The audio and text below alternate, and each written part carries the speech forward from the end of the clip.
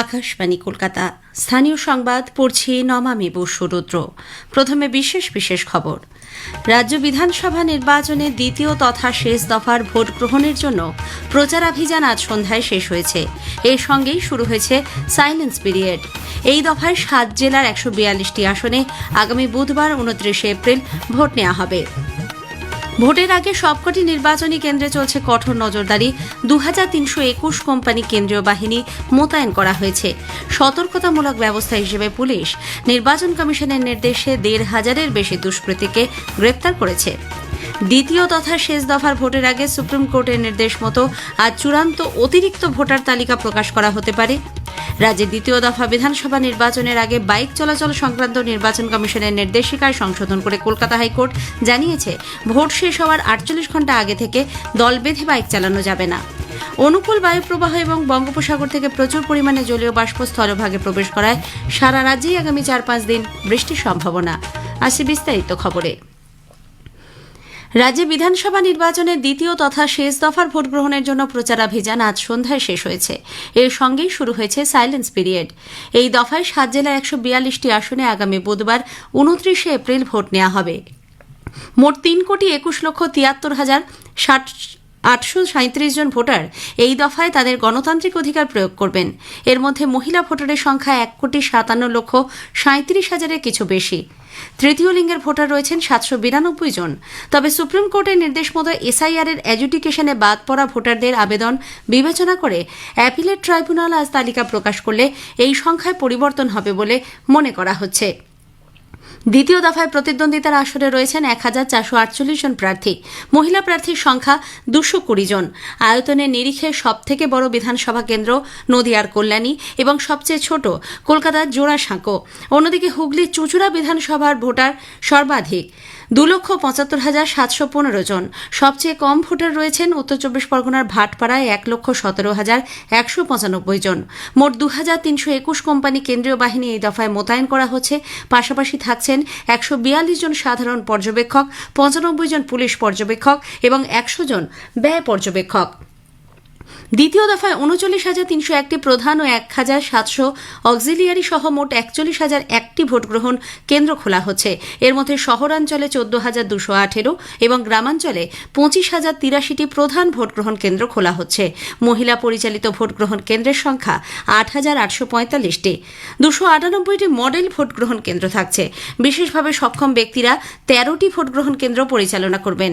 এদিকে আজ প্রচারের শেষ দিনে বিভিন্ন রাজনৈতিক দলের নেতানেত্রীরা মিটিং মিছিল জনসভার মধ্যে দিয়ে ভোটারদের মন জয়ের চেষ্টা চালান। উল্লেখ্য, রাজ্যে প্রথম দফা নির্বাচনে গত 23 এপ্রিল রেকর্ড 93% বেশি ভোট পড়ে। দ্বিতীয় দফা নির্বাচনে অবাধ ও শান্তিপূর্ণ ভোটদান সুনিশ্চিত করতে ও ভোটারদের আস্থা বাড়াতে নির্বাচন কমিশনের নির্দেশে পুলিশ সতর্কতামূলক পদক্ষেপ হিসেবে গত 36 ঘণ্টায় অশান্তি সৃষ্টি করতে পারে এমন 1,500-এর বেশি দুষ্কৃতীকে গ্রেপ্তার করেছে। এর মধ্যে পূর্ব বর্ধমানের তৃণমূল কংগ্রেসের কাউন্সিলর নারু ভগত রয়েছেন। শুধুমাত্র গতকাল দুপুর থেকে আজ সকাল পর্যন্ত অভিযানে রাজ্য জুড়ে গ্রেপ্তার করা হয়েছে মোট 1,095 জনকে। জেলা ভিত্তিক হিসেবে পূর্ব বর্ধমানে সবচেয়ে বেশি 479 জনকে গ্রেপ্তার করেছে পুলিশ। রাজ্যে দ্বিতীয় দফা নির্বাচনে হিংসার ঘটনা বাড়তে পারে এই আশঙ্কায় কলকাতা হাইকোর্টে জনস্বার্থ মামলা দায়ের করেছেন এক আইনজীবী। তাঁর দাবি, প্রথম দফা নির্বাচনে বিভিন্ন জায়গায় বিক্ষিপ্ত অশান্তির ঘটনা সামনে এসেছে। দ্বিতীয় দফা ভোটের আগে রাজ্যের একাধিক এলাকা থেকে প্রায় 3,000 বোমা উদ্ধার হয়েছে।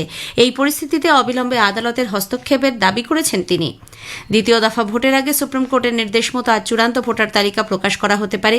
নির্বাচন কমিশন সূত্রে জানা যাচ্ছে, 29 এপ্রিল শেষ দফার ভোটের আগে আজ রাত পর্যন্ত বিচার বিভাগীয় ট্রাইব্যুনাল যতগুলি আবেদনের নিষ্পত্তি করবে তার মধ্যে যোগ্য আবেদনকারীরা ভোটার তালিকায় অন্তর্ভুক্ত হবেন।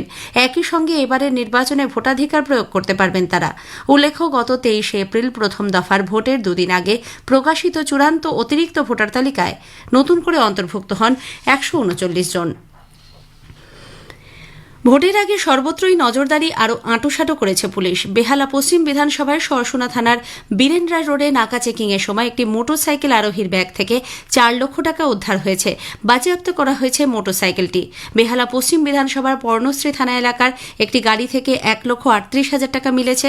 অন্যদিকে সমাজ মাধ্যমে নির্বাচনী বিধি ভঙ্গ করে পোস্ট করার জন্য কলকাতা পুলিশ তাদের এক কর্মীকে সাসপেন্ড করেছে। ভোটের মুখে নিরপেক্ষতা বজায় রাখার পাশাপাশি বিতর্কিত পোস্ট শেয়ার বা ফরওয়ার্ড না করা কিংবা বিরূপ মন্তব্য করা থেকেও বিরত থাকতে বলা হয়েছে। পূর্ব বর্ধমানের কালনা থানার কুলটি হাড়িতলা এলাকায় নাকা চেকিং এর সময় নগদ অর্থসহ 2 ব্যক্তিকে আটক করেছে পুলিশ। উদ্ধার হয়েছে প্রায় 10,78,000 টাকা। এদিকে নির্বাচন কমিশন পশ্চিমবঙ্গে চলতি বিধানসভা ভোটে 510 কোটি টাকার নগদ ও বিভিন্ন সামগ্রী বাজেয়াপ্ত করেছে। এর মধ্যে আছে মদ, মাদক ও মূল্যবান ধাতব সামগ্রী। কমিশন সূত্রে জানা গেছে, পশ্চিমবঙ্গ সহ অন্যান্য ভোটমুখী রাজ্য, কেন্দ্রশাসিত অঞ্চলে মুখ্য সচিব, মুখ্য নির্বাচনী আধিকারিক, পুলিশের মহানির্দেশক সহ পুলিশ ও প্রশাসনের শীর্ষ আধিকারিকদের সঙ্গে নিয়মিত বৈঠক করা হয়েছে। ভোটের আগে রাজ্যপাল RN রবির উদ্যোগে লোকভবনের তরফে হেল্পলাইন নাম্বার চালু হয়েছে। আগামী 10ই মে পর্যন্ত নাগরিকরা এই হেল্পলাইনে ভোট গ্রহণ ও সমস্যা এবং নিরাপত্তা সংক্রান্ত বিষয়গুলি নিয়ে অভিযোগ জানাতে পারবেন।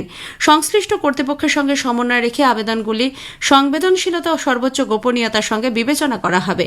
হেল্পলাইন নাম্বারগুলি হল 033-2200-1022 এবং 1023।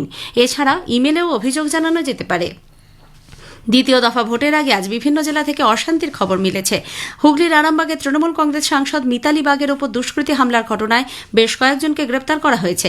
আগেই জানানো হয়েছে, দলের সাধারণ সম্পাদক অভিষেক বন্দ্যোপাধ্যায়ের সভায় যাওয়ার সময় গোঘাট স্বাস্থ্যকেন্দ্রের কাছে মিতালি বাগের গাড়ি লক্ষ্য করে হামলা চালায় কয়েকজন দুষ্কৃতী। দলীয় সূত্রে জানা গেছে, বাঁশ ও লাঠির আঘাতে তিনি আহত হন বলে অভিযোগ। আরামবাগ স্টেট জেনারেল হাসপাতালে তাঁর চিকিৎসা চলছে। তৃণমূল কংগ্রেসের হুগলি জেলা সভাপতি অরিন্দম গুঁই এই আক্রমণের জন্য বিজেপিকে দায়ী করেন। অন্যদিকে বিজেপি বিধায়ক মধুসূদন বাগ এজন্য শাসক দলের গোষ্ঠীদ্বন্দ্বকেই দায়ী করেছেন। এলাকায় মোতায়েন রয়েছে বিশাল পুলিশ ও কেন্দ্রীয় বাহিনী। নির্বাচন কমিশন গোটা ঘটনায় রিপোর্ট তলব করেছে। অন্যদিকে পূর্ব বর্ধমানের পূর্বস্থলীর নসরতপুর এলাকায় বিজেপির মিছিলে শাসক দলের লোকেরা অস্ত্র নিয়ে আক্রমণ চালিয়েছে বলে অভিযোগ। তৃণমূল কংগ্রেসের পাল্টা দাবি, বিজেপির মিছিল থেকে তাদের কার্যালয়ে ঢুকে হামলা চালানো হয়। পূর্ব বর্ধমানের নাদনঘাট থানা এলাকার নসরতপুরে তৃণমূল কংগ্রেস ও বিজেপি কর্মী সমর্থকদের মধ্যে সংঘর্ষের ঘটনায় বেশ কয়েকজন আহত হয়েছেন। স্থানীয় সংবাদ শুনছেন আকাশবাণী কলকাতা কেন্দ্র থেকে। রাজ্যে দ্বিতীয় দফা বিধানসভা ভোটের আগে বাইক চলাচল সংক্রান্ত নির্বাচন কমিশনের নির্দেশিকায় সংশোধন করল কলকাতা হাইকোর্টের ডিভিশন বেঞ্চ। 2 বিচারপতি শম্পা সরকার ও অজয় কুমার গুপ্তার ডিভিশন বেঞ্চ আজ জানিয়েছেন, ভোট শেষ হওয়ার 48 ঘণ্টা আগে থেকে দল বেঁধে বাইক চালানো যাবে না।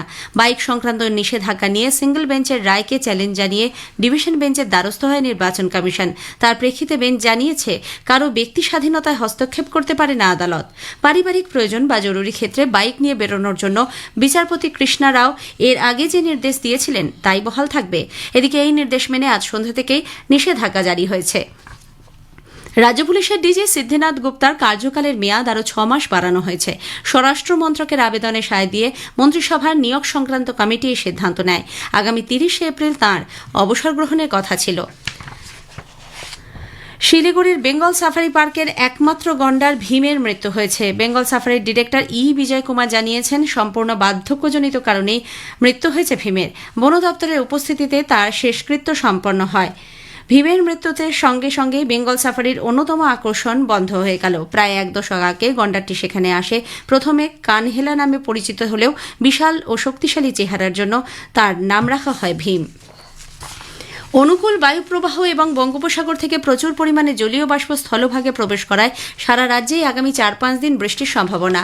আজ 2 বর্ধমান, বীরভূম, মুর্শিদাবাদ, নদিয়া, পুরুলিয়া এবং বাঁকুড়া জেলায় ঘণ্টায় 50 থেকে 60 কিলোমিটার বেগে ঝোড়ো হাওয়া ও বজ্রবিদ্যুৎ সহ বৃষ্টির কমলা সতর্কতা রয়েছে। বর্ধমানে ইতিমধ্যে বৃষ্টি হওয়ায় খানিকটা স্বস্তি মিলেছে। এদিকে মেঘলা আকাশের কারণে তাপমাত্রার পারদ কিছুটা কমেছে। আলিপুরে আজ সর্বোচ্চ তাপমাত্রা রেকর্ড করা হয় 32.6 ডিগ্রি সেলসিয়াস, স্বাভাবিকের থেকে প্রায় 3 ডিগ্রি কম। সমুদ্র উত্তাল থাকার কারণে মৎস্যজীবীদের আগামী 1 তারিখ পর্যন্ত মাছ ধরতে যেতে নিষেধ করা হয়েছে। গণশক্তির সাংবাদিক পার্থপ্রতিম নাগের জীবনাবসান হয়েছে আজ দুপুর 11:15 নাগাদ তমলুকের বাড়িতে তিনি শেষ নিঃশ্বাস ত্যাগ করেন। বয়স হয়েছিল 66 বছর। তার মৃত্যুতে গভীর শোক প্রকাশ করেছেন প্রবীণ সিপিআইএম নেতা বিমান বসু ও পার্টির রাজ্য সম্পাদক মোহাম্মদ সেলিম। গভীর শোক ব্যক্ত করা হয়েছে গণশক্তির পক্ষ থেকেও। শেষ করার আগে স্থানীয় সংবাদের বিশেষ কিছু অংশ আরও একবার। রাজ্যে বিধানসভা নির্বাচনের দ্বিতীয় তথা শেষ দফার জন্য ভোট গ্রহণের প্রচারাভিযান আজ সন্ধ্যায় শেষ হয়েছে। এর সঙ্গে শুরু হয়েছে সাইলেন্স পিরিয়ড। এই দফায় 7 জেলার 142টি আসনে আগামী বুধবার ভোট নেওয়া হবে। দ্বিতীয় তথা শেষ দফা ভোটের আগে চলছে কঠোর নজরদারি। স্থানীয় সংবাদ শেষ হলো।